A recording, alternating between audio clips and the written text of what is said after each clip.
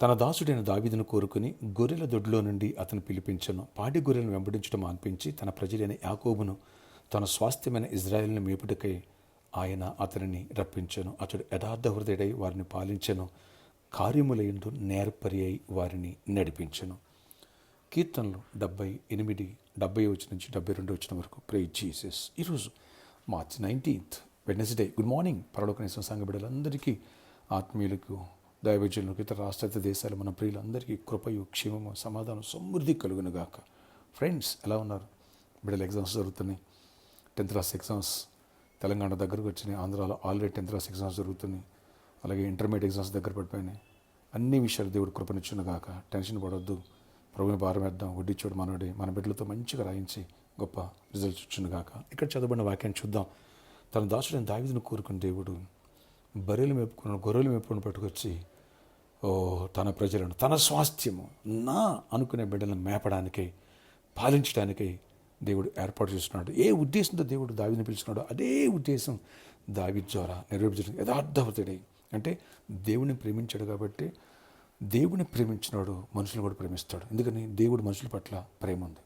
ఆ ప్రేమతో వారిని అర్థం చేసుకున్నాడు. వారిని పట్టి పీల్చే జలగలాగా లేడు దావీదు. కపటంగా లేడు. తన స్వార్థం కోసం బతకలేదు. దేవుణ్ణి మహింపరచాలి, దేవుని ఉద్దేశం నెరవేర్చాలి. అందుకని హృదయానుసారుడయ్యాడు. అందుకని దేవుడు అతని వంశాన్ని 100 తరాలను బ్లెస్ చేశాడు. Praise Jesus. సమృద్ధిని ఇచ్చాడు, ఏ కొదువు లేకుండా చేశాడు. యథార్థ హృదయముతో నా ప్రజలను పరిపాలిస్తాడు, మేపుతాడు. నా స్వాస్థ్యాన్ని అప్పగిస్తే నాకు నమ్మకంగా ఉంటాడు. నా మనసుతోనే అతను ఉంటాడు అనుకున్నాడు. అదే చేశాడు. సింహాసనం ఎక్కిన తర్వాత, మహా గొప్ప చక్రవర్తి అయిన తర్వాత కూడా దేవుని పట్ల, దేవుని ప్రజల పట్ల అలాంటి మనసు కలిగి ఉన్నాడు. ఫ్రెండ్స్, రక్షణ పొందావా? పొందకపోతే రక్షణ పొందు. రక్షణ పొందిన బిడ్డ ఈ విషయాన్ని జ్ఞాపకం. దేవుడు ఏ ఉద్దేశంతో నన్ను పిలిచాడు, దేవుడు ఏ ఉద్దేశంతో రక్షించుకున్నాడు. యథార్థ హృదయం దేవుని పట్ల దైవికమైన ప్రేమ నీలో ఉందా? యథార్థమైన హృదయము, దైవికమైన ప్రేమ నీలో ఉన్నప్పుడు నిన్ను వాళ్ళని పొరుగు అని ప్రేమిస్తావు. దేవుని కార్యాల పట్ల ఆసక్తి కలిగి ఉంటావు. మొదట దేవుని పనికి, దేవుని పరిచర్యకి ఇంపార్టెన్స్ ఇచ్చి ప్రార్థిస్తావు. సంఘాన్ని నీవు క్షేమం కోసం అడుగులేస్తావు. నీ వంతుగా సహాయపడతావు. అవసరం ఉపవాసం ప్రార్థన చేస్తావు. ఈ విషయాలు జ్ఞాపకం చేసుకో. అలాగే ఆత్మ రక్షణ నడిపిస్తావు. రక్షణ పొందిన ఆత్మను బలపరచడానికై నువ్వు దైవజనంతో కలిసి చేతులు ఎత్తి పెడతావు. ప్రపంచం అంతా దేవుని రాజ్యంగా మారాలనే భారాన్ని కలిగి ఉంటావు. ఎప్పుడైతే ఈ భారం, ఈ బాధ్యత, ఈ దైవికమైన ప్రేమ దావీదు వల్ల యథార్థంతో దేవుని వెంబడిస్తావో, దేవుడు దావీదు 100 తరాలు బ్లెస్ చేసినట్టుగా నా 100 తరాలు దేవుడు బ్లెస్ అయిపోతున్నాడు. ఆమేన్. గట్టిగా నమ్మింటే ఆమేన్ అని చెప్పు. మన బిడ్డలకి ఎగ్జామ్స్ ఆయన రాయిస్తాడు. మన బిడ్డలకి జాబ్స్ ఆయన ఇస్తాడు. మనకి సొంత గృహాలు ఆయన ఇస్తాడు. పాడి గేదెలు, గొర్రెలు మేపుకునేటువంటి దావీదుని తీసుకెళ్ళి సింహాసనం ఎక్కించలేదా? యథార్థ హృదయం ఉన్నందుకు. నువ్వు యథార్థ హృదయం ఈరోజు మలచబడు. నిన్ను అందరం ఎక్కించబోతున్నాడు. అందరినీ స్థానంలో పెట్టబోతున్నాడు. గొప్ప స్థాయికి నీ వంశం వెళ్ళబోతుంది. మర్చిపోకు. ఆశ్చర్య ఇక్కడ నీ కొందనాలు. ఈరోజు ఈ వాక్యం ద్వారా మాతో మాట్లాడు. అయ్యా, దావీదును కోరుకున్నాడు, అలాగే అడుగులేశాడు. అలాగే నీకు నమ్మకంగా ఉండే యథార్థంగా నిన్ను వెంబడించాడు. అందుకని అతని తరాలను బ్లెస్ చేసి అతని కుటుంబంలోనే, అతని వంశంలోనే పుట్టావు. అతని సింహాసనం మీద ఉండడానికి రాబోతున్నావు. దేవా, ఒక్క వ్యక్తి తన హృదయాన్ని సరిదిద్దుకుని, సరి చేసుకుని యథార్థంగా ఉంటే ఎంత దీవించావు.